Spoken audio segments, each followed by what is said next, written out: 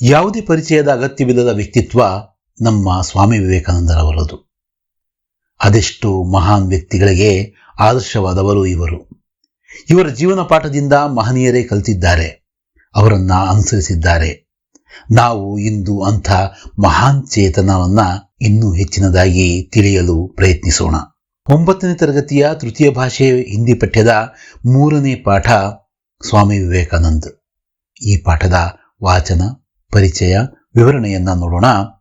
ಈ ಪಾಠದ ಲೇಖಕರು ಡಾಕ್ಟರ್ ಜಗದೀಶ್ ಚಂದ್ರರವರು. ಮೊದಲಿಗೆ ಆಶಯವನ್ನ गमनिसोण। भारत देश में जन्मे अनेक महान व्यक्तियों ने भारत की कीर्ति विदेशों में फैलाई। ऐसे व्यक्तियों में से एक हैं स्वामी विवेकानंद। इस पाठ में उनकी महानता के परिचय के साथ देश प्रेम की प्रेरणा भी प्राप्त कर सकते हैं। ನಮ್ಮ ಭಾರತ ದೇಶದಲ್ಲಿ ಹುಟ್ಟಿದ ಅದೆಷ್ಟೋ ಮಹಾನ್ ವ್ಯಕ್ತಿಗಳು ದೇಶದ ಕೀರ್ತಿಯನ್ನ ವಿದೇಶಗಳಲ್ಲೂ ಪಸರಿಸಿದ್ದಾರೆ. ಅಂಥ ಗಣ್ಯರಲ್ಲಿ ಅಗ್ರಪಂಕ್ತಿಯಲ್ಲಿ ನಿಲ್ಲುವವರು ನಮ್ಮ ಸ್ವಾಮಿ ವಿವೇಕಾನಂದರವರು. ಈ ಪಾಠದ ಮೂಲಕ ನಾವು ಅವರ ಮಹಾನ್ ವ್ಯಕ್ತಿತ್ವದ ಪರಿಚಯದೊಂದಿಗೆ ದೇಶ ಪ್ರೇಮದ ಪ್ರೇರಣೆಯನ್ನೂ ಪಡೆಯಬಹುದಾಗಿದೆ. ಇನ್ನು ಪಾಠದ ವಿವರಣೆಯನ್ನ ನೋಡುವುದಾದರೆ, भारत के इतिहास में स्वामी विवेकानंद का नाम अमर है। इस वीर सन्यासी ने देश विदेश में भ्रमण कर भारतीय धर्म और दर्शन का प्रसार किया तथा समाज सेवा का नया मार्ग दिखाया। ಭಾರತದ ಇತಿಹಾಸದಲ್ಲಿ ಸ್ವಾಮಿ ವಿವೇಕಾನಂದರ ಹೆಸರು ಅಮರ. ವೀರರಾಗಿದ್ದ ಅವರು ಪ್ರಾಪಂಚಿಕ ವಿಷಯಗಳಲ್ಲಿ ವೈರಾಗ್ಯ, ವಿರಕ್ತಿಯನ್ನ ಹೊಂದಿರದೆ ದೇಶ ವಿದೇಶಗಳ ಯಾತ್ರೆಗಳನ್ನು ಕೈಗೊಂಡು ಭಾರತೀಯ ಧರ್ಮ ಮತ್ತು ಅದರ ದರ್ಶನ, ಅಂದರೆ ಇಲ್ಲಿನ ಆಧ್ಯಾತ್ಮ, ತತ್ವಜ್ಞಾನ ಮುಂತಾದ ಮಹಾನ್ ವಿಚಾರಗಳನ್ನು ಪ್ರಚುರಪಡಿಸಿದವರು. ಇಷ್ಟೇ ಅಲ್ಲದೆ ಸಮಾಜ ಸೇವೆಯ ಹೊಸ ಮಾರ್ಗವನ್ನು ಅನ್ವೇಷಿಸಿ ತೋರಿದವರು. स्वामी विवेकानंद का जन्म 12 जनवरी 1863 को कलकत्ते के एक कायस्थ घराने में हुआ था। ಸ್ವಾಮಿ ವಿವೇಕಾನಂದರವರು ಹುಟ್ಟಿದ್ದು ಕಲ್ಕತ್ತೆಯಲ್ಲಿ 1863 ಜನವರಿ 12ರಂದು ಕಾಯಸ್ಥ ಮನೆತನದಲ್ಲಿ ಅವರ ಜನನವಾಗಿದ್ದು. ಉನ್ಕೆ ಬಚಪನ್ ಕಾ ನಾಮ್ ನರೇಂದ್ರ ದೇವ್ ಥಾ. ಅವರ ಬಾಲ್ಯದ ಹೆಸರು ನರೇಂದ್ರ ದೇವ್ ಅಂತ, ಅಂದ್ರೆ ತಂದೆ ತಾಯಿಯವರಿಗೆ ಇಟ್ಟ ಹೆಸರು ನರೇಂದ್ರ ದೇವ್ ಅಂತ. ಉನ್ಕೆ ಪಿತಾ ಶ್ರೀ ವಿಶ್ವನಾಥ್ ದತ್ ಏಕ್ ಪ್ರತಿಷ್ಠಿತ್ ವಕೀಲ್ ಥೇ. ಅವರ ತಂದೆಯ ಹೆಸರೇನು ಶ್ರೀ ವಿಶ್ವನಾಥ್ ದತ್ ಅಂತ. ಅವ್ರೇನ್ ಮಾಡ್ತಾ ಇದ್ದಂದ್ರೆ ಕಲ್ಕತ್ತೆಯ ಪ್ರತಿಷ್ಠಿತ ವಕೀಲರಾಗಿದ್ರು, ಲಾಯರ್ ಆಗಿದ್ರು. ಅವರು ಫೇಮಸ್ ಲಾಯರ್, ಅಡ್ವೊಕೇಟ್ ಆಗಿದ್ರು. ಉನ್ಕಿ ಮಾತಾ ಶ್ರೀಮತಿ ಭುವನೇಶ್ವರಿ ದೇವಿ ಧರ್ಮಪರಾಯಣ್ ಮಹಿಳಾ ಥಿ. ಅವರ ತಾಯಿ ಶ್ರೀಮತಿ ಭುವನೇಶ್ವರಿ ದೇವಿ ಅವರು ಧಾರ್ಮಿಕ ಮಹಿಳೆಯಾಗಿದ್ರು. ಬಾಲಕ್ ನರೇಂದ್ರ ಕಾ ಶರೀರ ಸ್ವಸ್ಥ ಸುಡೋಲ್ और ಸುಂದರ ಥಾ. ಬಾಲ್ಯದಲ್ಲಿ ನರೇಂದ್ರ ದೇವ್ ಅವರ ಶರೀರ ಸ್ವಸ್ಥವಾಗಿತ್ತು, ಅಂದ್ರೆ ಆರೋಗ್ಯಕರವಾಗಿತ್ತು. ಸುಡೋಲ್ ಅಂದ್ರೆ ಸದೃಢವಾಗಿತ್ತು, ಹಾಗೆ ಸುಂದರವಾಗಿತ್ತು ಸಹ. ಕುಶ್ತಿ ಲಡ್ನೆ, दौड़ लगाने, घुड़सवारी करने और तैरने में उन्हें बड़ा आनंद मिलता था. ಕುಸ್ತಿ ಅಂದ್ರೆ ಜಂಗಿ ಕುಸ್ತಿ ಅಂತ ಹೇಳ್ಬಿಟ್ಟು ನಾವು ಗರಡಿ ಮನೆಯಲ್ಲಿ ಆಡ್ತಾರಲ್ಲ, ಆ ತರದ ಕುಸ್ತಿಯನ್ನ ಆಡೋದ್ರಲ್ಲಿ, ದೌಡ್ ಲಗಾನ ಅಂದ್ರೆ ಓಟದಲ್ಲಿ, ಘುಡ್ಸವಾರಿ ಅಂದ್ರೆ ಕುದುರೆ ಸವಾರಿಯಲ್ಲಿ, ಹಾಗೂ ತೈರ್ನ ಅಂದ್ರೆ ಸ್ವಿಮ್ಮಿಂಗ್ ಅಥವಾ ಏನಂತ ಕರಿತೀವಿ ಈಜುವುದರಲ್ಲಿ ಅವರಿಗೆ ಸಾಕಷ್ಟು ಆನಂದ ಸಿಗ್ತಾ ಇತ್ತು. ಈ ಕ್ರೀಡೆಗಳಲ್ಲಿ ಭಾಗವಹಿಸಿ ಅವರು ತುಂಬಾ ಖುಷಿ ಪಡ್ತಾ ಇದ್ರು. वे संगीत एवं खेल कूद की प्रतियोगिताओं में भी भाग लिया करते थे.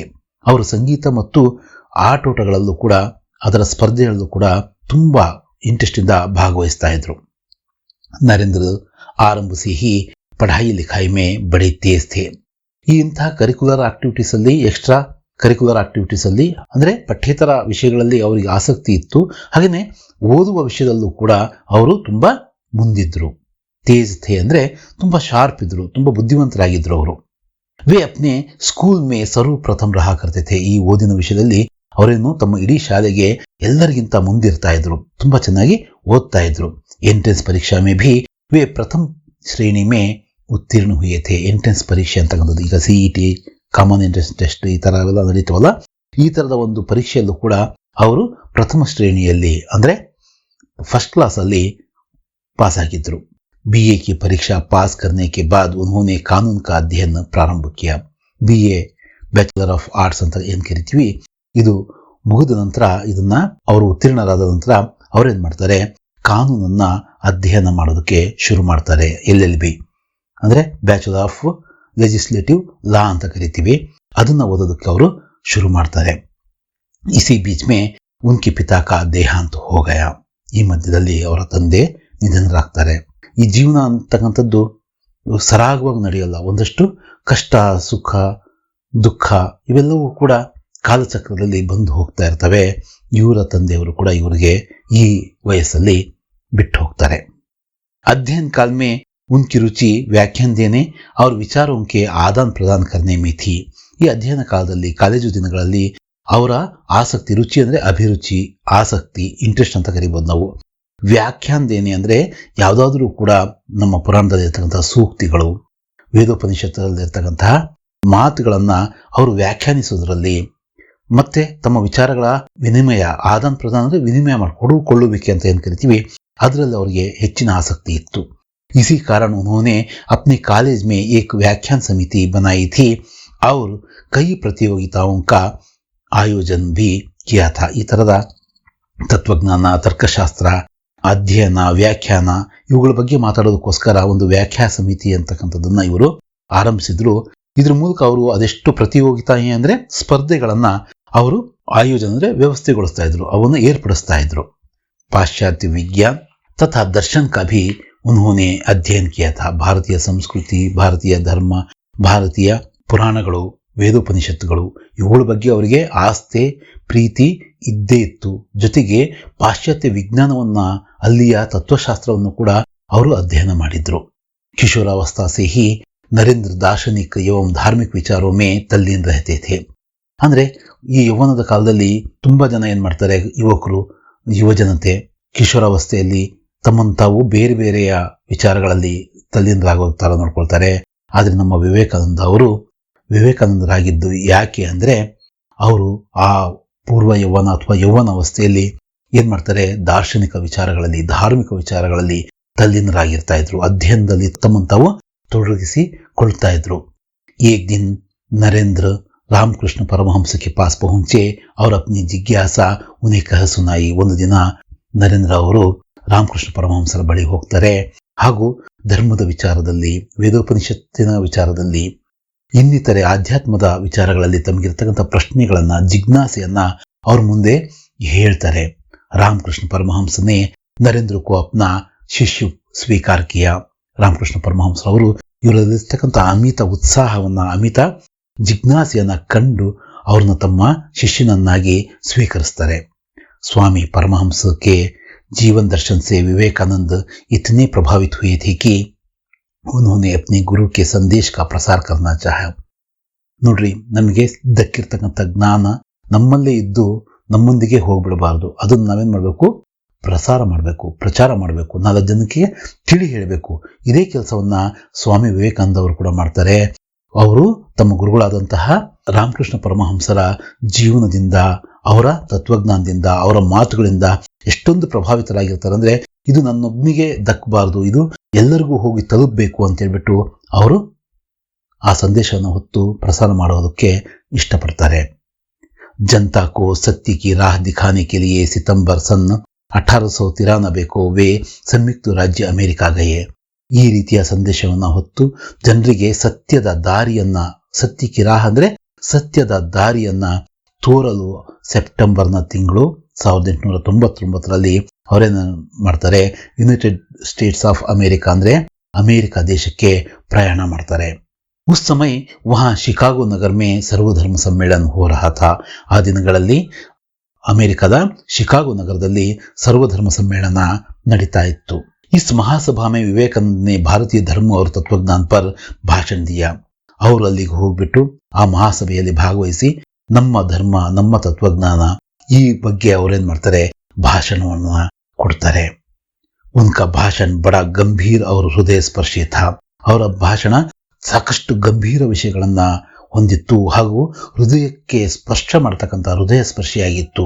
ಮನಸ್ಸಿಗೆ ನಾಟು ತರ ಅವರು ಮಾತಾಡಿದ್ರು. ಉನ್ಕಿ ವಾಣಿ ಸುನ್ಕರ್ ಶ್ರೋತಾಗಣ್ ಮುಗ್ಧು ಹೋಗಯೇ. ಅಲ್ಲಿ ನೆರೆದಿರ್ತಕ್ಕಂತಹ ಶ್ರೋತೃಗಳು ಅಂದ್ರೆ ಕೇಳುಗರು ಏನ್ ಮಾಡ್ತಾರೆ, ಇವರ ಮಾತುಗಳಿಂದ ಮಂತ್ರಮುಗ್ಧರಾಗ್ತಾರೆ. ಅಂದ್ರೆ ಇವರ ಮಾತುಗಳಿಗೆ तले कुछ समय तक वे अमेरिका में ही रहे और अपने भाषणों द्वारा लोगों को त्याग और संयम का पाठ पढ़ाया. ಸ್ವಲ್ಪ ದಿನ ಅವರೇನ್ ಮಾಡ್ತಾರೆ, ಈ ಮಹಾಸಮ್ಮೇಳನ ಮುಗಿದ ನಂತರದಲ್ಲೂ ಕೂಡ ಅಮೆರಿಕದಲ್ಲೇ ಇದ್ದು ತಮ್ಮ ಭಾಷಣಗಳ ಮೂಲಕ ಜನರಿಗೆ ತ್ಯಾಗ ಮತ್ತು ತಾಳ್ಮೆ ಸಹನೆಯ ಪಾಠವನ್ನು ಅವರು ಕಲಿಸ್ತಾರೆ.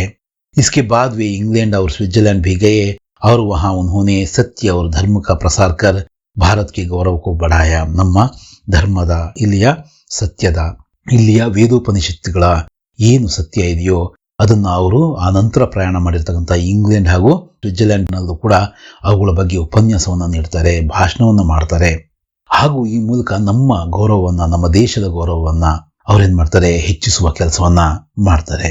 ಅನೇಕ ವಿದೇಶಿ ಸ್ವಾಮೀಜಿಗೆ ಶಿಷ್ಯ ಬನ್ಗಯೆ. ಎಷ್ಟೋ ಜನ ವಿದೇಶಿಗರು ಸ್ವಾಮೀಜಿಯವರ ಈ ಮಾತನ್ನ ಕೇಳಿ ಅವರ ಶಿಷ್ಯತ್ವವನ್ನ ಗ್ರಹಿಸ್ತಾರೆ, ಅಂದ್ರೆ ಅವರು ಶಿಷ್ಯರಾಗ್ತಾರೆ.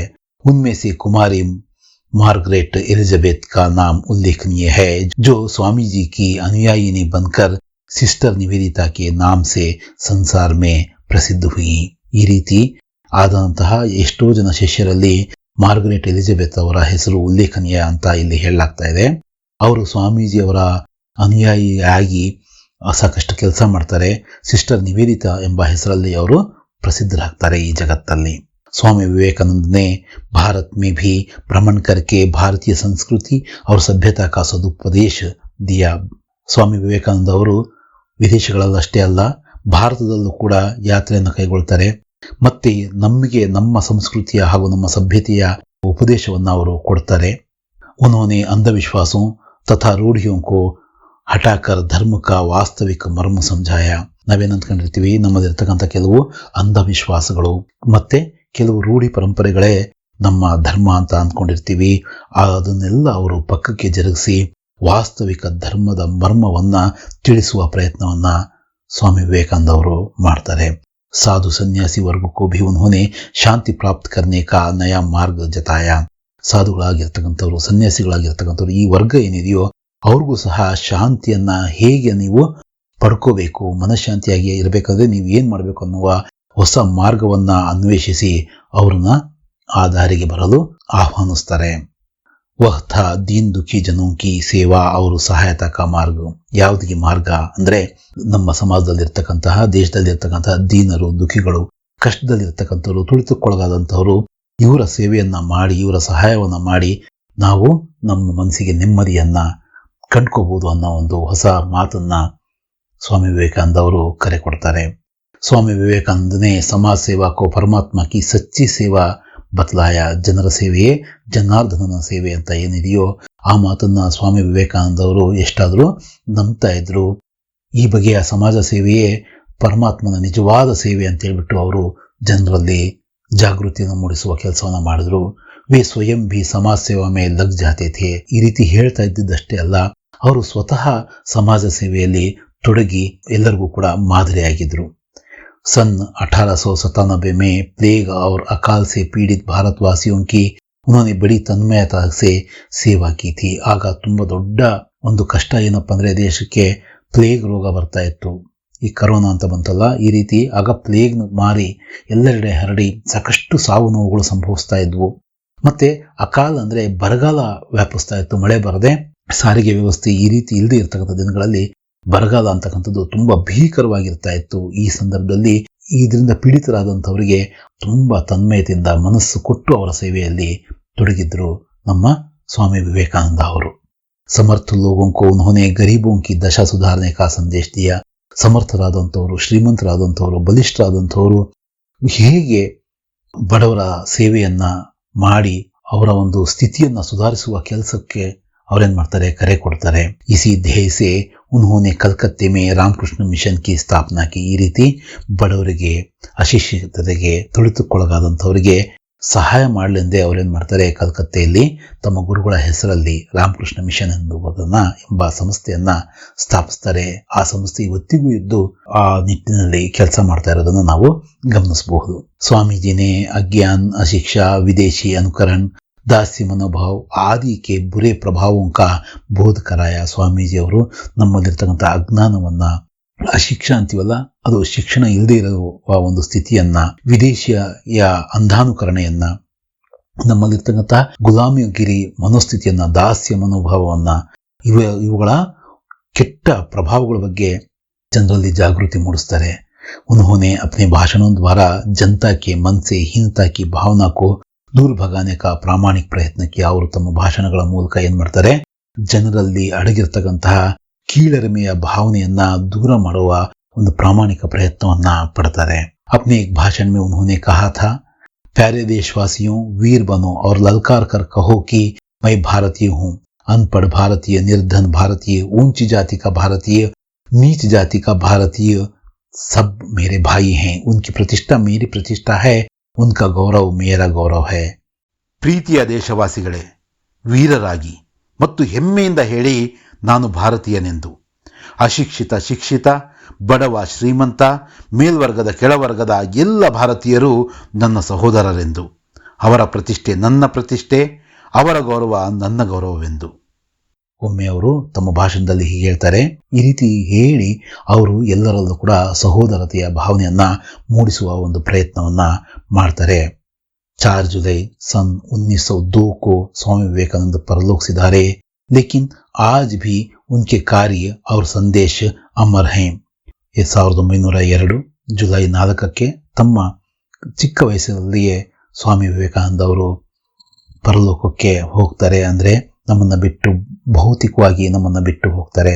ಆದರೆ ಸಾಮಾಜಿಕವಾಗಿ, ಬೌದ್ಧಿಕವಾಗಿ ಅವ್ರು ಹೇಳಿರ್ತಕ್ಕಂಥ ಮಾತುಗಳು, ಅವ್ರು ಮಾಡಿರ್ತಕ್ಕಂಥ ಭಾಷಣಗಳು, ಅವ್ರು ಬರೆದಿರ್ತಕ್ಕಂಥ ಪುಸ್ತಕಗಳು, ಅವರ ಉಪದೇಶಗಳು ನಮ್ಮನ್ನ ಮುನ್ನಡೆಸ್ತಾ ಇದ್ದಾವೆ.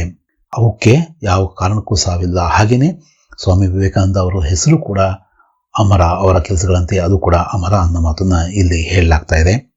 ಪಾಠ ಅರ್ಥ ಆಯಿತು ಅಂತ ಭಾವಿಸ್ತೀನಿ ಮಕ್ಕಳೇ. ಈ ಪಾಠಕ್ಕೆ ಸಂಬಂಧಪಟ್ಟಿರ್ತಕ್ಕಂಥ ಪ್ರಶ್ನೆ ಉತ್ತರ ಹಾಗೂ ಇತರೆ ವ್ಯಾಕರಣಾಂಶಗಳನ್ನ ನಾವು ನಂತರದ ವಿಡಿಯೋದಲ್ಲಿ ನೋಡೋಣ. ಧನ್ಯವಾದಗಳು. ಜೈ ಹಿಂದ್.